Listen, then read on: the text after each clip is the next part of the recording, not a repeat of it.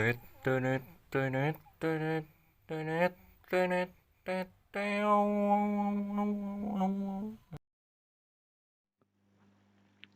guys, kembali lagi bersama gua di channel. Di kesempatan kali ini gua bakal ngasih tutorial bagaimana cara membuat program kalkulator sederhana yang udah gua buat di video sebelumnya tapi menggunakan flowchart. Nah, di video kali ini gua bakal ngasih tutorial bagaimana cara membuat kalkulator sederhana tersebut dalam bentuk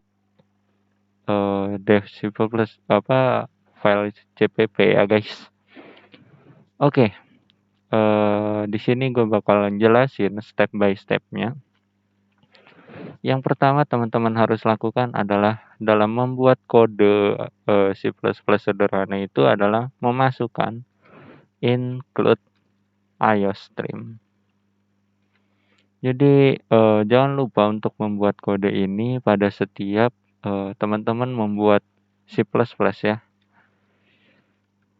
Nah, lalu selanjutnya teman-teman harus buat yaitu using namespace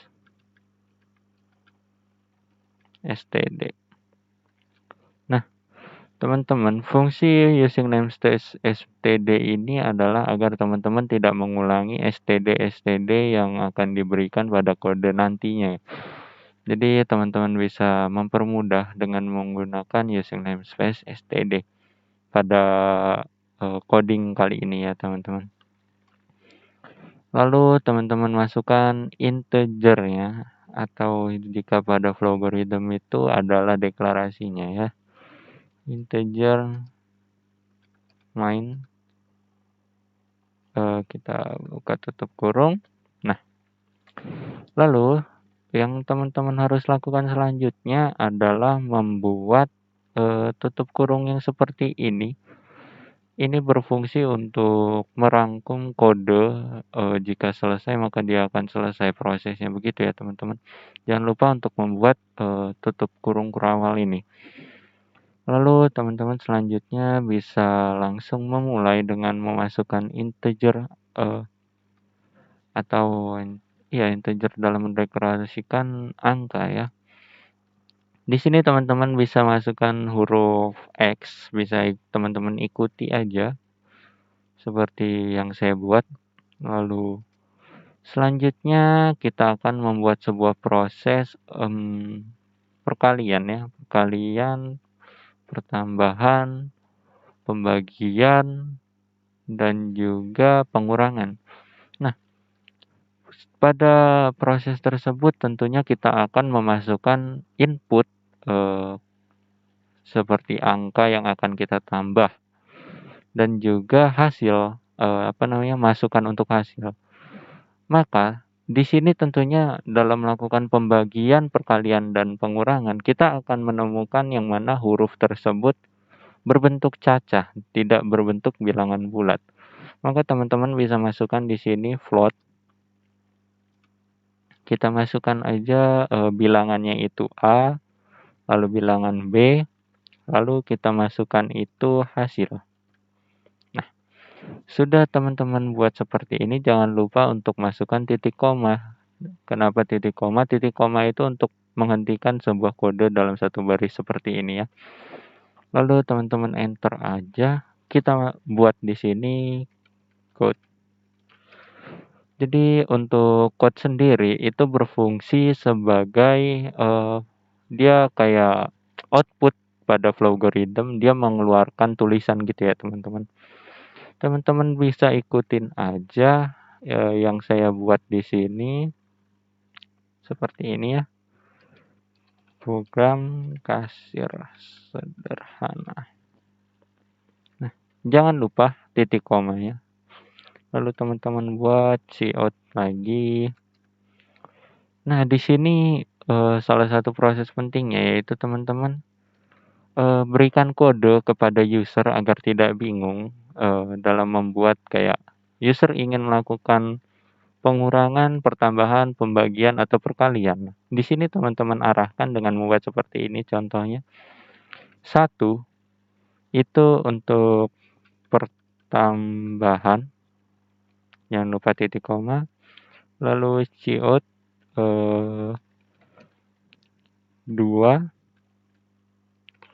lalu di sini masukkan ya, itu untuk pengurangan. Jangan lupa untuk titik koma, lalu ciot lagi. Lalu kita di sini buat itu 3, itu sebagai perkalian. Jangan lupa titik koma, lalu ciot lagi. Di sini kita buat 4, itu untuk pembagian. Nah, maaf, di sini saya lupa memasukkan titik koma. Nah, di sini kita baru buat 1, 2, 3, 4. User akan bingung 1, 2, 3, 4 ini untuk apa. Lalu kita buat lagi ciot. Silahkan masukkan hal yang ingin Anda lakukan. Kayak masukkan ya pilihan lah ya. 1 sampai 4. Oke. Kita buat titik koma, lalu di sini teman-teman bisa masukkan cin ya. Cin. Nah, apa itu cin? Tentu untuk teman-teman yang belum familiar dengan kode C++, cin ini adalah sebuah kode yang jika pada Flogorithm itu adalah input atau masukan, di mana user akan memasukkan input gitu ya, menginputkan sesuatu hal dalam bentuk variabel angka, huruf, dan lain-lain. Di sini kita menggunakan integer x ya, di sini yang sudah kita deklarasikan tadi, sin itu x. Nah, kenapa di sini kita menggunakan integer? Karena 1, 2, 3, 4 merupakan angka, jadi kita gunakan integer aja ya. Lalu bagaimana cara sebuah kode dalam memproses input dari user? Maaf, ini ada spasi. Bagaimana cara user menginputkan lalu akan dibaca oleh proses. Misal user ingin 3 perkalian, lalu bagaimana cara membuatnya? Oke. Jadi teman-teman di sini bisa buat seperti ini ya.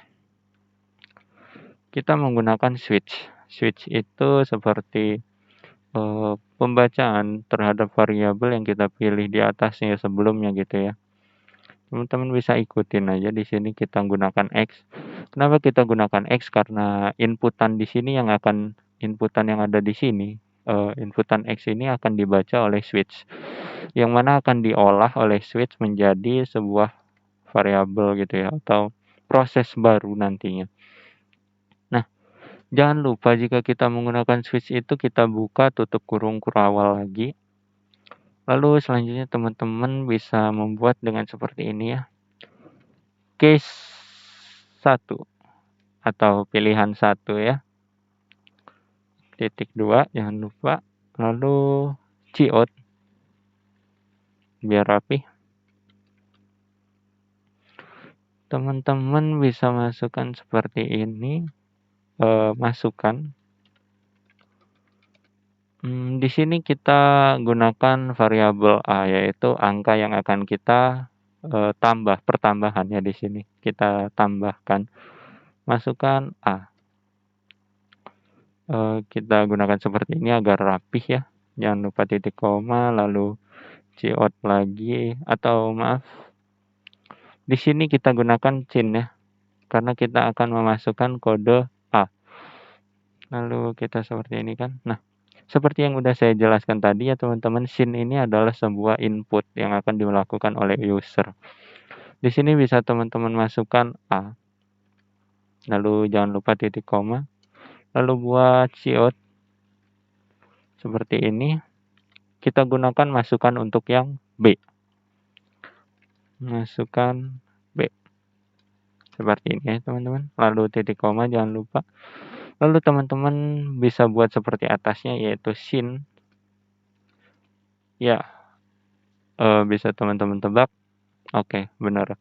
Sin B. Maaf, sin B ya. Seperti ini. Lalu bagaimana cara kita menambahkan kedua variabel yang sudah di-input tersebut? Teman-teman bisa masukin aja di sini kan kita udah buat hasil ya.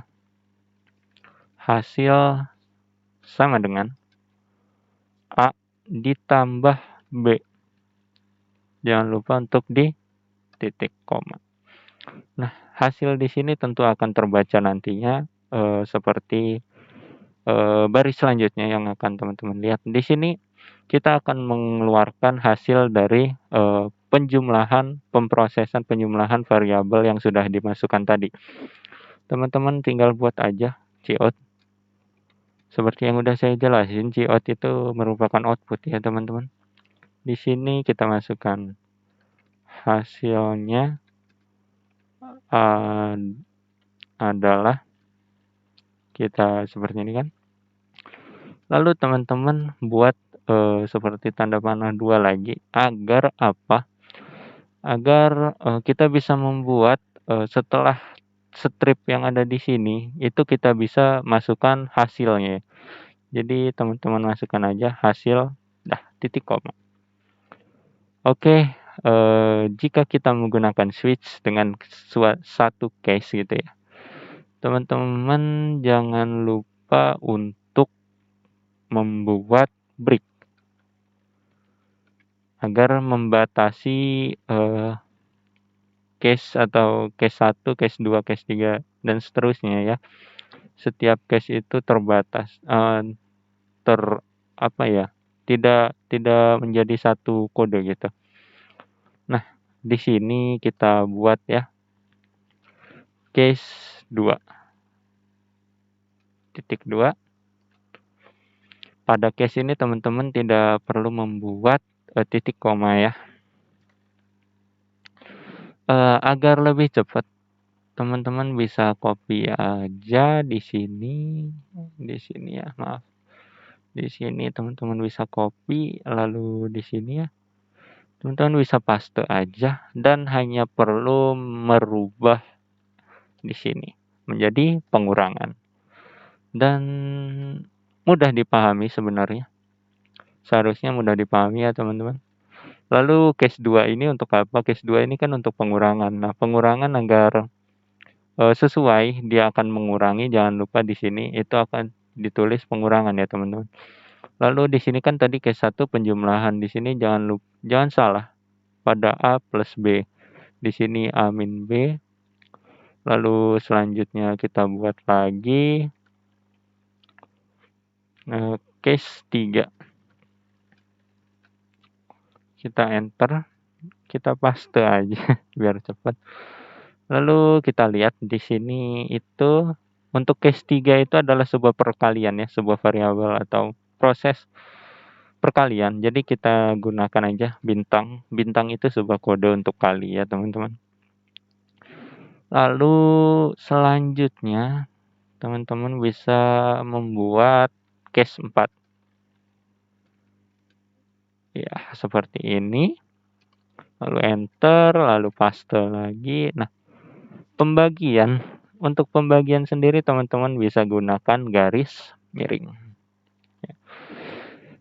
Jadi seperti ini kode yang sudah kita buat ya teman-teman. Setelah ini kita akan mengcompile file tersebut dan mengrun atau mencoba untuk merun aplikasi atau proses yang sudah kita buat ini ya. Sebelum kita compile, kita lihat dulu apakah ada yang salah ya, tidak ada sepertinya. Jangan lupa memastikan setiap case atau setiap proses yang kita pilih itu nantinya tidak salah. Untuk case 4 pembagian apakah benar pembagian? Benar. Case 3 perkalian apakah benar perkalian? Benar. Case 2 menggunakan pengurangan? Benar. Case 1 menggunakan pertambahan? Benar. Oke, maaf ya teman-teman tadi terjadi kesalahan. Di sini kita membuat kalkulator ya, bukan program kasir. Di sini teman-teman bisa rubah tadi ya, cout awal itu adalah program kalkulator kalkulator sederhana. Oke. Maaf ya teman-teman, bisa kita ulangi lagi. Kita akan compile lagi. Di sini kita buat kalkulator sederhana dalam bentuk CPP ya teman-teman. Jangan lupa untuk di-save. Oke. Apakah compile-nya akan berhasil? Dan berhasil. Oke, program kalkulator sederhana. Oke, di sini bisa teman-teman lihat untuk dia pada 1, 2, 3, dan 4 ini dalam satu baris ya teman-teman. Nah, bagaimana cara membuat dia agar tidak menjadi satu baris? Kita X dulu. Kita buat di sini ya teman-teman, itu menjadi seperti ini. Kita buat end line. Kita tutup dengan titik koma. Begitu juga pada proses selanjutnya, jadi kita copy aja. Kita copy aja pada keempat proses ini. Nah, seperti ini teman-teman. Bisa teman-teman lihat ya. Nah, bagaimana caranya? Oke, di sini kita buat seperti ini agar dia bisa lebih rapi. Apabila sudah kita beri end line, maka dia tidak akan menabrak seperti tadi ya. Oke, di sini belum kita spasi. Rapi. Nah, lalu kita compile and run lagi. Dan bisa teman-teman lihat perbedaannya. Nah, di sini tidak di end line ya tadi ya. Jadi kita ulangi lagi. Di sini kita masukkan end line, kita hapus, kita spasi. Oke. Seharusnya sudah jadi. Nah, itu tadi saya menyontohkan apabila terjadi sebuah kode yang tidak sesuai dengan yang diharapkan. Teman-teman bisa jadikan itu sebagai pembelajaran. Jadi ya teman-teman bisa lihat end line itu berfungsi untuk mengenter ya kan, mengenter dari sebuah baris yang ciot tadi ya. Nah, bagaimana aplikasi yang sudah kita buat? Kita gunakan di sini masukkan 1 pertambahan, masukkan A itu 2 ditambah 2 sama dengan 4. Oke. Kita pencet F10, kita gunakan pengurangan 5 dikurang 3 itu 2. Oke. Kita F10 lagi, kita gunakan perkalian 2 dikali 5 apakah 10? Ya, 10. Lalu kita F10 lagi untuk mencoba pembagian. Apakah pembagian berhasil? Kita gunakan 10 dibagi 2. Apakah hasilnya 5? Kita lihat dan hasilnya 5. Oke. Program kalkulator sederhana menggunakan C++ sudah jadi. Cukup sekian tutorial yang bisa saya berikan kepada teman-teman. Apabila teman-teman memiliki kritik, saran, serta masukan, teman-teman bisa sampaikan di kolom komentar yang ada di bawah. Nah, jika teman-teman memiliki kesulitan dalam mempraktekkan apa yang sudah saya tutorialkan pada video ini, teman-teman bisa sampaikan melalui kode file atau link GForm yang ada di bawah, yang ada di deskripsi, nanti akan saya taruh. Terima kasih kepada teman-teman yang udah nonton. Goodbye. I'm an icon, man. And my girl about a 10. I should fuck her in a